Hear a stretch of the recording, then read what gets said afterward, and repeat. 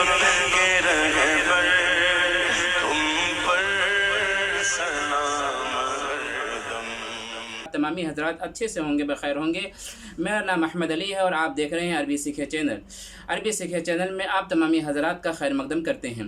تو آئیے آج ہم جو ہے کچھ حیائی کے تعلق سے کچھ باتوں کو ہم آپ کے سامنے گوش گزار کرتے ہیں۔ آج کا ٹاپک یہ ہم جنس پرستی کے نام سے ہے، یعنی ہم جنس پرستی کا مطلب کیا ہوتا ہے؟ مطلب یہ ہے کہ مرد کے ساتھ اور عورت کے ساتھ میں تعلقات کو قائم کریں،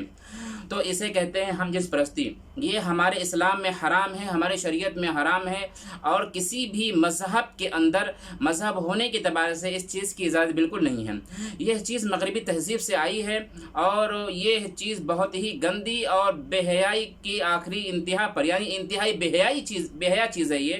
جس کے اندر ایک مرد سے ناجائز تعلقات کو استوار کرتا ہے، اور ایک عورت جو ہے عورت کے ساتھ جو ہے اپنی جنسی استحصال کرتی ہے۔ تو میرے عزیز ساتھیوں،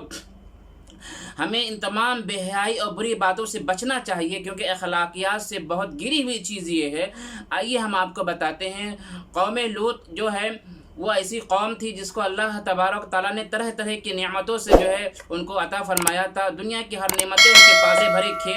ہرے بھرے کھیت ان کے پاس میں تھے، اور ہرے بھرے باغات ان کے پاس میں تھے، جس کی وجہ سے دور دراز سے لوگ ان کے پاس میں آتے تھے مہمانی کرنے کے لیے، اور یہ بیچارے مہمانی کر کر کے تھک گئے تھے، تو پریشان ہو گئے تھے۔ تو شیطان ایک بزرگ کی شکل میں ان کے پاس میں آیا، اور آ کر جو ہے اس طرح کا جو ہے ترغیب دے رہا ہے کہ تم اگر جو ہے مہمان نوازی سے پریشان ہو گئے ہو، تو تم اگر یہ طریقہ اختیار کرتے ہو تو مہمان تمہارے پاس میں نہیں آتے ہیں، یعنی جو مہمان تمہارے پاس میں آئے تم ان سے جو ہے تم ان کے ساتھ میں جو ہے یہ جنس پرستی کرو، جس کی وجہ سے وہ شرمسار ہوں گے اور دوبارہ تمہارے پاس میں نہیں آئیں گے۔ تو میرے پیارے دوستو، اس طریقے سے جو ہے شیطان نے ان کے اندر جو ہے ہم جنس پرستی کا رغبہ پیدا کیا، جس کی وجہ سے انہوں نے ایسی حرکت کی، اور اس حرکت کے سبب مہمان آنا بند ہو گئے، اور اس حرکت کے سبب بہت زیادہ جو ہے مطلب بدنام ہو گئی وہ قوم پوری دنیا کے اندر۔ حضرت لوط علیہ السلام ان کے پاس تشریف لائے، اور انہوں نے کہا کہ یہ گندی حرکت ہے، ناجائز حرکت ہے، اس حرکت سے باز آ جاؤ، اس حرکت کو چھوڑ دو۔ لیکن انہوں نے اس کے باوجود جو ہے نہیں چھوڑا، اور وہ لوگوں نے حضرت لوط علیہ السلام کو جو ہے ان کے ماننے والوں کو گھر سے باہر نکال دیا، یا اپنے بستی سے باہر نکال دیا۔ عزیزان ملت اسلامیہ، یہاں بتانا یہ چاہتا ہوں میں کہ حضرت لوط علیہ السلام اپنے اہل و عیال کے ساتھ میں، پلس جو وہ لوگ جو ان کے ساتھ مسلمان ہوئے تھے، جو ان پر ایمان لائے تھے، ان کو ساتھ میں لے کر جو ہے بستی سے باہر چلے جاتے ہیں، لیکن ان کی جو بیوی تھی وہ بستی سے باہر نہیں جاتی ہے، کیونکہ وہ ان لوگوں میں سے تھی، وہ جو ہے جاسوس تھی، اور حضرت لوط علیہ السلام کی تمام باتوں کو جو ہے ان کی قوم تک پہنچاتی تھی۔ وہ اپنے قوم کی جو ہے اپنے قوم کی وفادار تھی، حضرت لوط علیہ السلام کی بالکل وفادار نہیں تھی، چنانچہ وہ جو ہے ان کے ساتھ جانے سے انکار کرتی ہے اور وہیں پہ رہتی ہے۔ تو اللہ تبارک و تعالیٰ ان پر عذاب نازل فرماتا ہے، قوم لوط پر، اور ان کے جنس پرستی کے سبب سے اتنا خطرناک، اتنا دردناک عذاب انہیں دیا جاتا ہے کہ جس کو سوچ ہی کر کلیجہ منہ کو آ جائے۔ ہوتا اس طریقے سے ہے کہ ان کی پوری بستیوں کو آسمان کے بلندیوں تک لے جایا جاتا ہے، اس کے بعد میں جو ہے بستیوں کو ڈھکیل دیا جاتا ہے، اور بستیاں تمام کے تمام آسمان سے گرتی ہیں اور زمین میں دھس جاتی ہیں، سب کے سب فنا ہو جاتے ہیں، مر جاتے ہیں۔ یہ جنس پرستی کا انجام یہ ہوا۔ تو میرے دوستو، آج بھی جو ہے جنس پرستی کا فروغ دیا جا رہا ہے، یہود و نصارہ کی طرف سے اس کی جو ہے مطلب بہت فروغ دیا جا رہا ہے، اس کو بڑھاوا دیا جا رہا ہے، اور اس کو جو ہے عیب نہیں مانا جا رہا ہے، آزادی کا نام لے کر یہ کام کیا جا رہا ہے۔ تو میرے پیارے دوستو، اے اسلام کے ماننے والوں، خدا اس کے رسول کے پہچاننے والوں، پہچانو اپنے آپ کو، یہ گندی چیز ہے،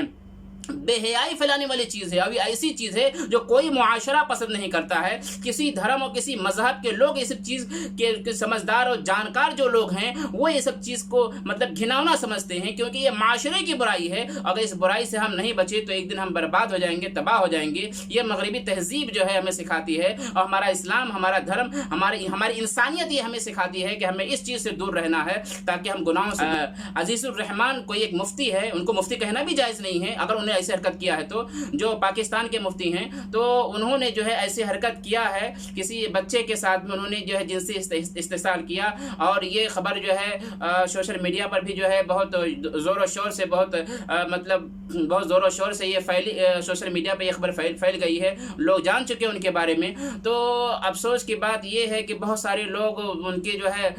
مطلب اپنے آپ کو شریف سمجھ کر، اپنے آپ کو اللہ تعالیٰ کا نیک بندہ و فرشتہ سمجھ کر ان کے جو ہے سزا کا مطالبہ کر رہے ہیں، میرے پیارے دوستوں میں ان کی حمایت تو نہیں کرتا ہوں، لیکن میں آپ سے پوچھتا ہوں کبھی کبھی ہم اپنے گریبان کے اندر جھانک کر دیکھیں کہ ہم کتنے برے ہیں، ہم کتنے گنہگار ہیں۔ وہ اللہ رب العزت رحمان و رحیم ہے جو ہمارے گناہوں پہ پردہ ڈالا ہوا ہے، تو ہم کس قدر جو ہے گنہگار ہیں۔ ہاں، آپ زیادہ سے زیادہ ان کو یہ بتا سکتے ہو کہ شریعت اس کے بارے میں کیا حکم دیتی ہے، جو شریعت حکم دیتی ہے وہی حکم آپ لگاؤ، اور وہ حکم اس طریقے جو سزا ہے وہ سزا دیا جائے، کیونکہ اسلامی حکومت ہے۔ اور جنس پرست کرنے والوں کا، جنس پرستی کرنے والوں کی سزا یہ ہے کہ اس کو اونچائی پہ لے جایا جائے اور اونچائی سے دھکیل دیا جائے۔ جی ہاں، اس کو پہاڑ کی اونچائی پہ لے جایا جائے، اوپر سے دھکیل دیا جائے۔ یہ جو ہے لواطت کرنے والے یعنی جنس پرستی کرنے والوں کا انجام یہ ہے، یہ سزا ہے۔ تو میں یہ عرض کرنا چاہتا ہوں کہ میں نے سوشل میڈیا پہ دیکھا کہ سب حضرات جو ہے بڑے بڑے لوگ مطالبہ کر رہے ہیں کہ ان کو یہ سزا دیا جائے، ان کو وہ سزا دیا جائے، اس طریقے سے کہ خود گناہوں سے پاک و مبرہ ہیں۔ اللہ اکبر میرے پیارے دوستو، حقیقت یہ ہے کہ وہ رحمان ہے جو اپنے رحمت کے چادر میں ہمارے گناہوں کو چھپائے رکھا ہے، وہ ستار ہے جو اپنے ستاریت کے چادر میں پردے میں ہمارے گناہوں کو چھپائے رکھا ہے، اس کا احسان ہے۔